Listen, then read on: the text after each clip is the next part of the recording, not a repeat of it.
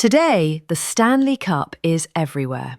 Inside cars, on office desks, at the gym, on construction sites, and across social media platforms. It is photographed, reviewed, collected, and even debated. Some people see it as a fashion trend. Others see it as a lifestyle symbol. But long before Stanley became a viral product, it was something very different. It was a tool. A tool created not for comfort or status, but for survival, durability, and function.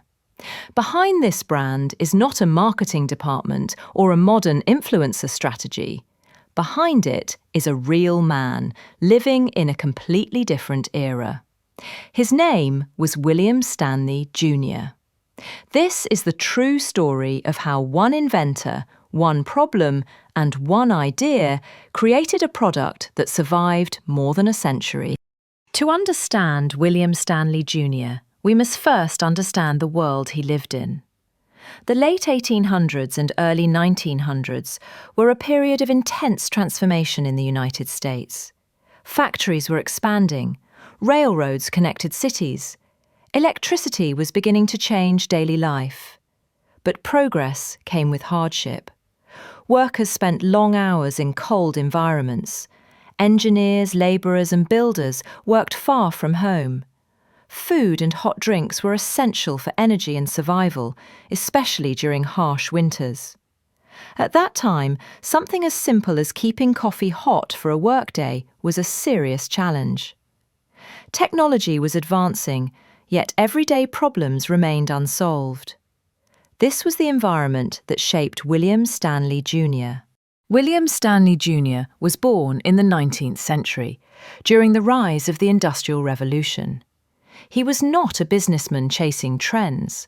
He was an inventor and engineer. Stanley was deeply involved in electrical engineering and became well known for his work with transformers and power systems. He believed that technology should be practical, reliable, and efficient. Unlike many inventors of his time, Stanley focused on real-world use, not theoretical ideas. His work required a deep understanding of materials, heat, pressure, and insulation, knowledge that would later prove critical.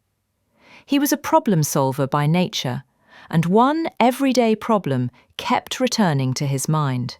At the turn of a century, insulated containers already existed, but most of them were fragile.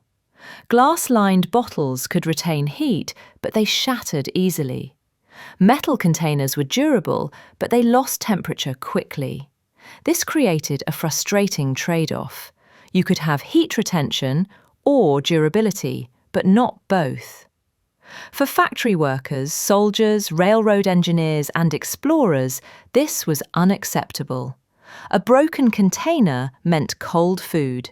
Cold food meant less energy. And less energy meant lower productivity and higher risk. William Stanley Jr. saw this not as a minor inconvenience, but as a design failure. He believed that technology should adapt to human needs, not the other way around. In 1913, William Stanley Jr. introduced an idea that would change insulated containers forever. He combined two concepts that had never been successfully unified: vacuum insulation and steel construction. Vacuum insulation dramatically reduced heat transfer. Steel provided strength, impact resistance, and longevity. By fusing these two elements, Stanley created a container that could maintain temperature for hours, survive drops and rough handling, be used daily without fear of breaking. This was not just an improvement, it was a reinvention. The Stanley vacuum bottle was born. The Stanley vacuum bottle was not marketed as a luxury product. It was marketed as a tool. Advertisements focused on toughness, reliability, and performance. Workers quickly adopted it. Railroad crews carried it. Construction workers trusted it. Hunters and outdoorsmen relied on it. The bottle didn't just perform well, it earned loyalty. People discovered that it survived falls, harsh weather, and years of use. And when a product survives hardship, it builds trust.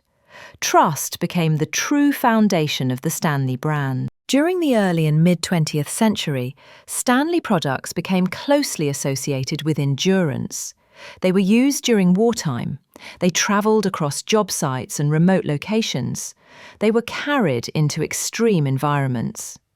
In many households, Stanley bottles were passed down from one generation to the next. Scratches and dents were not flaws, they were proof of use. Each mark told a story. And with every passing decade, the brand's reputation grew stronger.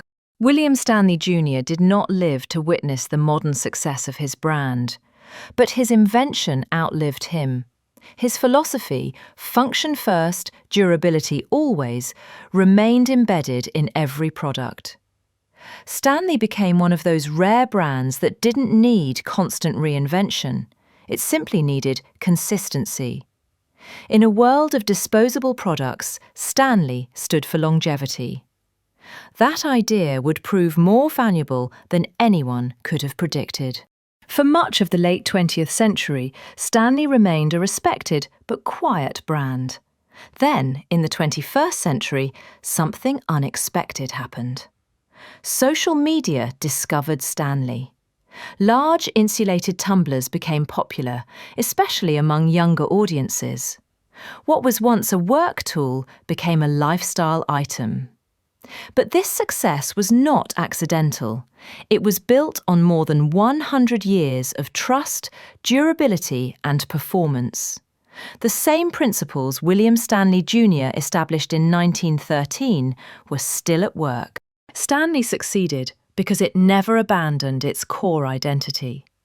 While designs evolved, the mission remained the same: keep drinks hot or cold, survive daily use, last for years. Consumers didn't just buy a cup, they bought reliability, they bought history, they bought trust. And trust cannot be created overnight. William Stanley Jr. did not try to create a trend, he tried to solve a problem. More than a century later, his solution still works. In a world obsessed with what's new, Stanley reminds us of something powerful. True innovation doesn't expire, it travels through time. Just like the heat inside the bottle.